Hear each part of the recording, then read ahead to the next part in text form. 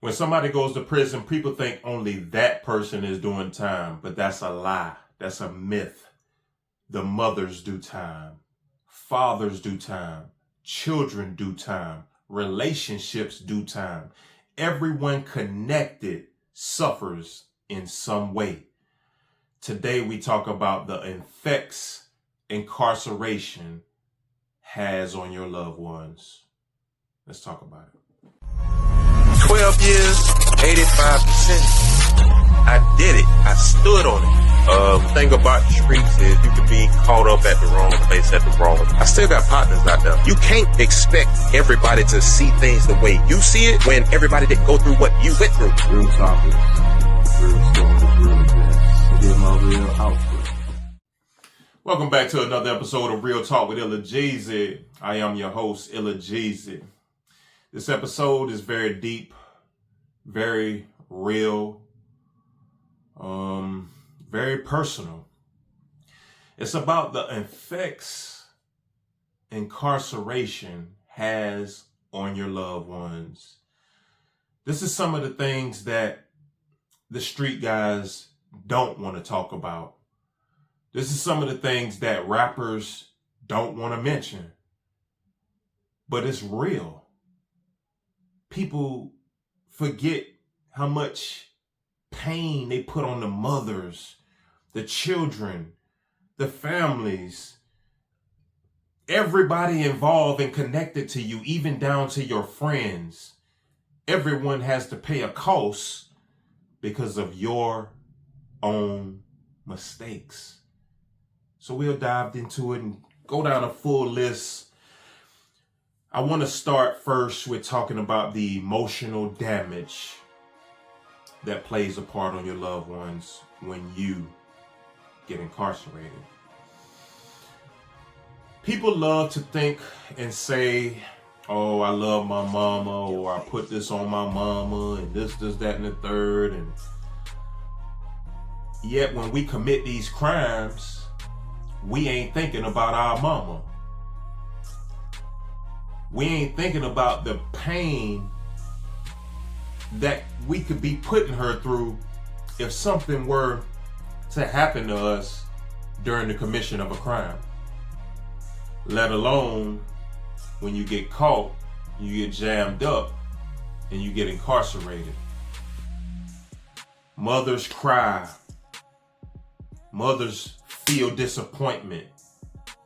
Fathers feel a major disappointment because they feel they let their son down. Families, embarrassment.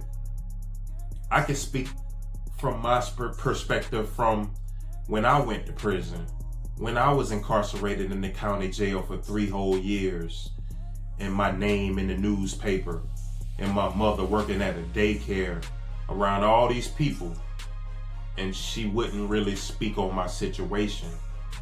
She didn't even really want to know the details of my situation. But imagine people talking behind my mama's back at church.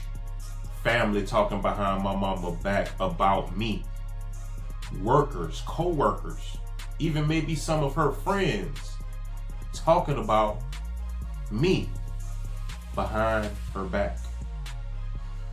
That's embarrassing. That's embarrassing. Especially when your mama got to call out of work to come to a jail hearing, to come to a sentencing hearing, and just not being able to connect with your parents in those types of situations. Loved ones hide the pain. Very good too. They hide the pain so they can try to navigate life normally, in a sense to where you won't see their pain. But they're going through it. They battling and they hide the pain from people in their circles in society. They hide the pain from you. My mama never cried in front of me about my incarceration, but I can only imagine how she felt at home, lonely, by herself. I'm her only child. These are parts of the emotional damage that nobody talks about. Nobody discusses the emotional damage that we place on our loved ones when we decide to do something that can make us get incarcerated. This ain't an easy topic for me, as you can see. Missing birthdays, missing funerals, and watching parents and family members age through pictures. This is part of the emotional damage. You know, as a kid, your mom take you to funerals and stuff like that. Some of your family's funerals and stuff like that. All of that gets cuts out when you go to prison, for the most part. I've heard situations where you can pay to go to the funeral because you have to pay for the undercover officers to basically monitor you, take you there and back to the prison. So that's one thing, but missing birthdays, I've missed so many. I miss so many. And you can try to recorrect that by buying things from back there, but none of that replaces your physical presence with your loved ones. None of it. It just don't. It just don't, man. Missing my mama's death was one of the biggest things that hurt me during my incarceration. Because my mom passed due to COVID August of 2020. Prior to that, I've been locked up since July 27th, 2011. I ain't touched my mama since 2011.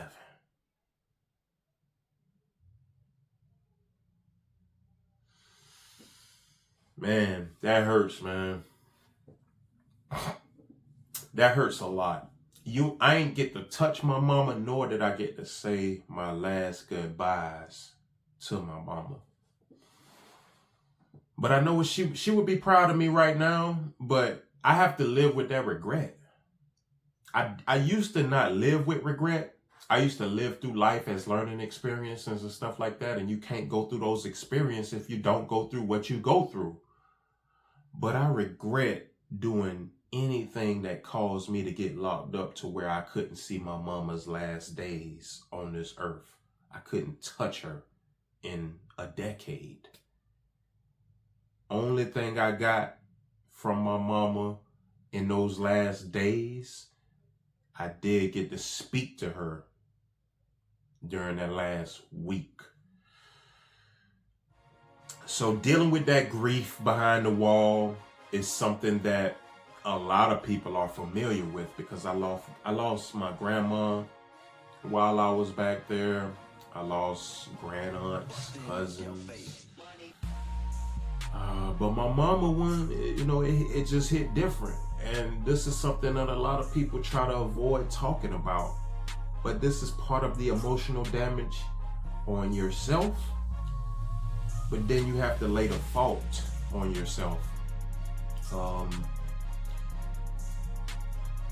Watching a loved one be sick, watching a loved one battle different sicknesses while you're incarcerated and you can't do nothing about it. That's tough, man. That's tough. So before you commit that crime, before you go do anything that could make it look like you don't respect your freedom, think about your mama. Think about your grandparents. Think about your children. Because when I was locked up, I didn't have any children. Think about those things. Now, the next thing I want to talk about is the financial effects that incarceration has on your loved ones. And this is a long extended one as well, because it's like, these are some of the things that we don't think about.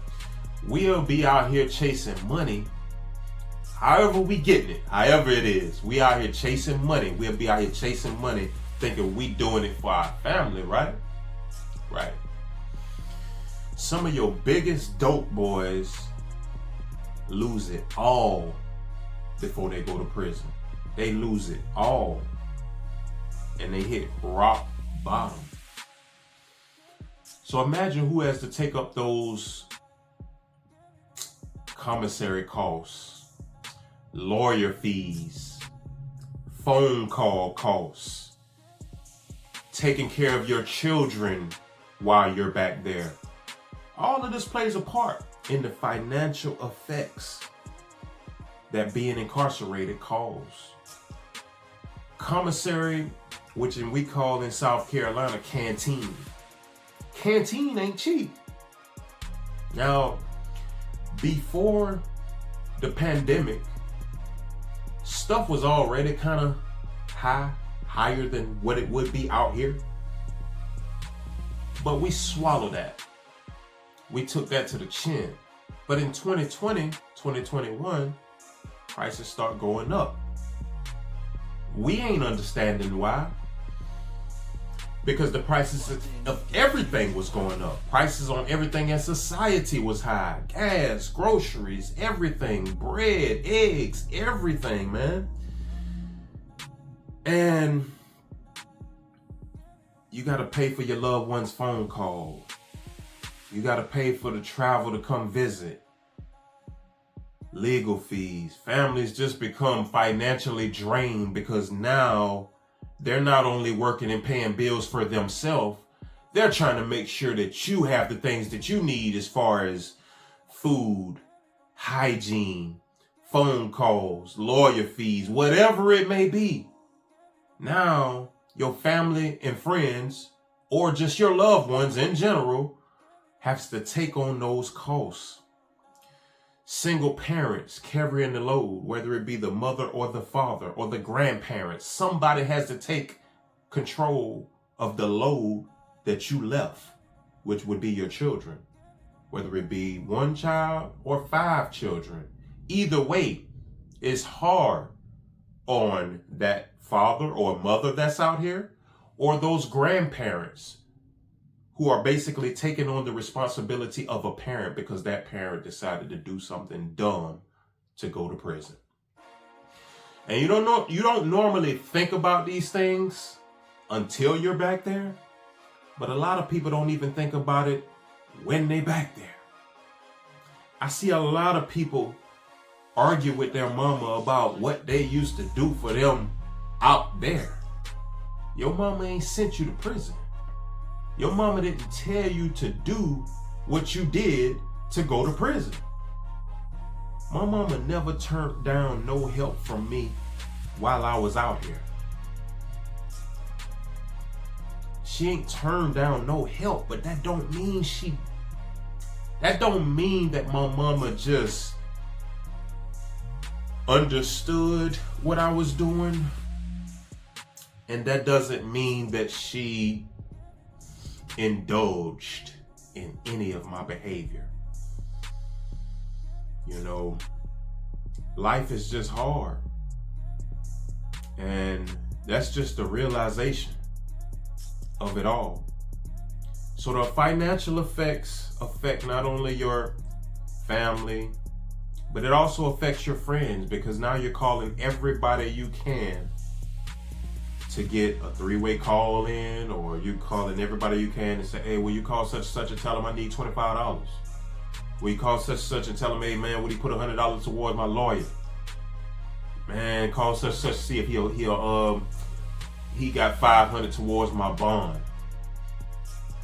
All of this is the effects that you caused on your family and loved ones, the financial effects. Now, this next one didn't affect me personally because I didn't have children at the time. But let's talk about the effects on the children. Because while you're incarcerated, dad or mom, these children got to grow up angry or confused. Kids lack guidance, from their mother or their father, whoever it is that's locked up. Most of the times, it is fathers. Let's just be real. It's more men in prison than it is women.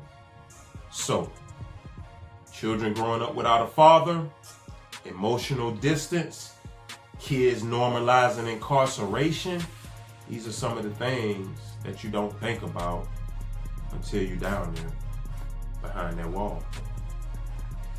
Missing milestones like your kid's first steps,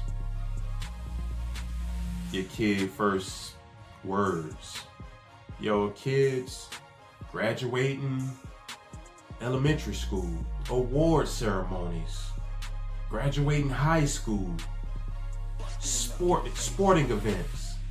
Kids remember these things. They want you to be a part of it, dad or mom. But I'm specifically targeting and talking to the fathers. Because like I said, it's way more men in prison than it is women. At least 90% of the men that is incarcerated right now have children that they have left in society to be raised by a stepfather, by a grandparent, by a sister, or by who else knows, an adoption agency, who knows? I've seen where guys would be back there with life sentences or 30, 40 years or even 15, 20 years. They would send money to their kids. You know what I'm saying? Because once you get back there and settled in, you don't want to depend on, a real man don't want to depend on his family and friends for the financial support. So when you get back there, you got to pick up a hustle. So some guys will pick up a hustle, send money to their children for birthdays, holidays, whatever they may need. Get on the phone, talk to them, all this. But guess what? After years, that starts to get old. Them children don't even be wanting to talk to you like that. Some of them. I've seen some guys, man, guys will be like, man, can I use your phone to call my kids? And I'll stand in the room while they're using my phone. Because they tell me they won't be long, so I stand in the room while they're using my phone. And man, sometimes it's heartbreaking to hear that the kids don't even want to have a conversation with the father. The kids don't even, it's like out of sight, out of mind, man. Kids don't even really know you no more. Yeah, you send money. Yeah, you call. But you ain't there. You ain't there for them physically. You missed birthdays. It's bad, man. I had a little niece, and she would always call me Uncle G. I ain't had, I still got her. But she was 5 or something like that. 4 or 5, whatever, when I went to prison. I tried to connect with her throughout the whole bid. After a certain amount of years, that connection kind of dwindles. You know, that bond, it ain't as strong no more because they don't really know you. You weren't there. It's just the truth. And like I mentioned, some guys do talk to their kids while they're back there, some don't. Some lie about where they're at, some don't. I've heard guys tell their kids they on the road, they in the military, they drive trucks for a living, they on tour. I've heard so many excuses. How you think them children feel once they realize you lied to them all these years? That's part of the emotional effect that people don't think about when they go to prison. Let's talk about how incarceration damages relationships. Because now you're talking about marriages, you're talking about couples, you're just talking about friendships. All types of relationships are tested during the incarceration. I had so many guys say they cut their girl off, or they told their girl go ahead after they got sentenced to 30, 40 years. Because they didn't want their girl or their wife waiting on them for 30, 40 years. And when I hear that, and when I heard that, it's like, dang. I don't understand how that feel, because when you back there, you need that emotional support from a person. 9 times out of 10, you need it from a loved one or a female. That emotional support can take you through your whole bid. But at what cost? Are you holding that person up from moving forward in their life? Are you holding that person up from getting in other relationships that could make them happy? Are you holding that person up from, I don't know, getting married to another individual who could take care of your son or daughter better than you can at the moment? Infidelity, some guys cut them off because they know the girl gonna cheat. 30, 40 years. Some guys say 5 years, a girl gone. I don't know, man. I've dealt with multiple girls during my 12-year bid. I had a 15-year bid, sentenced to 15, did 12 years, 9 months, 85%. I dealt with multiple different women while I was incarcerated. Just trying to, get that connection, have that emotional support, see if a relationship could survive a bid. And at some points, I really thought a relationship could survive a whole decade bid. But like I said, relationships get tested like that.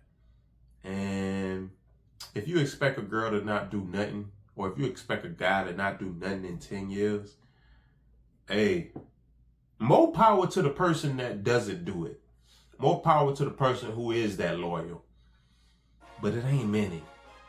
They rather cut you off and just move on with their life. After a while, they start to realize they're holding their life up for a person who has a life sentence, or whatever it may be, 60 years, 50 years. I know people with all these times. One of my first roommates had 110 years, and he'd been down since the 90s. So some relationships survive incarceration. Some relationships collapse. My partner, we've been talking since 2019. Would it have survived if she was talking to me since 2011? Probably not. That's a long time. And us as men, yeah, you got some men who will let their girl go out there and do whatever. Like, I don't care, because as long as you be real with me and all kind of stuff, as long as you tell me the truth, this, that, and the third. Nah, that thing hurts you. It hurts you when your woman out there doing whatever she want to do. It'll hurt you. It'll hurt you. So that's just a part that us men have to be real about going into incarceration and during the incarceration. You just gotta be real, man. Like, do you really want this person to put their life on hold for you? That's something to think about. And then the forgotten pain is something. The guilt that we carry as an incarcerated person. Feeling helpless. Watching loved ones struggle. I had a homeboy who would send money. And I'm like, bro, you ain't gonna be able to help them if you broke. I get it. You wanna help, but you driving yourself to be broke. You ain't gonna be able to really help if you broke. So maintain helping, but don't just give it all, you know? Because, I mean, it's hard watching them suffer, but you also have to be real. You can't save them all the time. And then like the guilt of feeling like a burden, feeling like you're a burden to them. I had those feelings. Wanting to help, but physically unable to. I've had those feelings. I wish I was there for my mama when she told me she failed.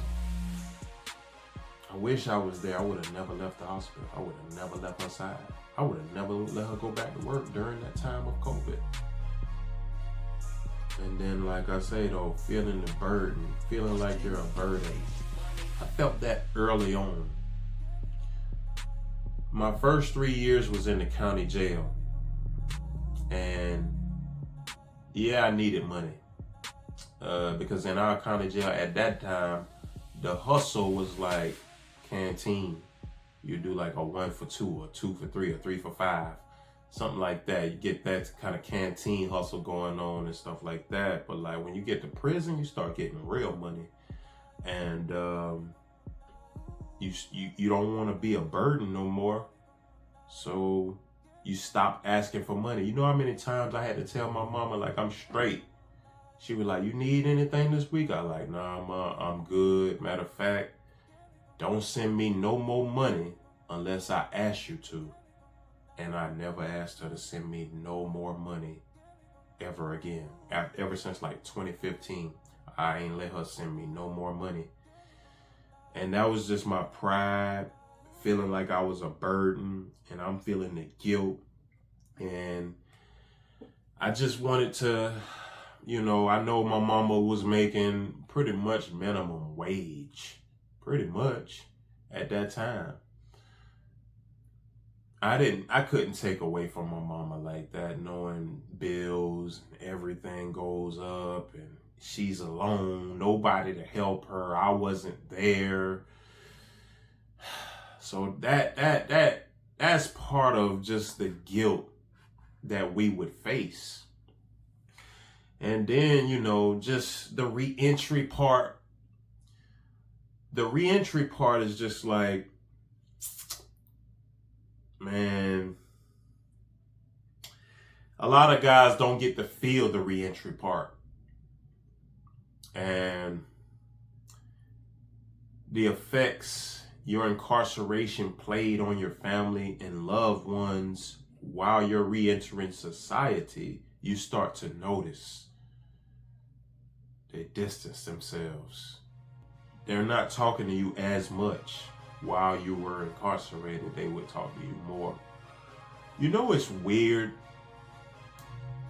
What's weird is I had a phone 90% of my bed. I talked to a lot of people during that time. When I came home, it's like that shit went on a decline. What, y'all wanted me to stay back there or something? Like, y'all should be happy for me, right? But regardless of that, I should have never made the mistake to go back there. I've dealt with so much thoughts to myself where I was like, man, they ain't rocking with me, so I ain't rocking with them when I get out. Selfish-minded thinking.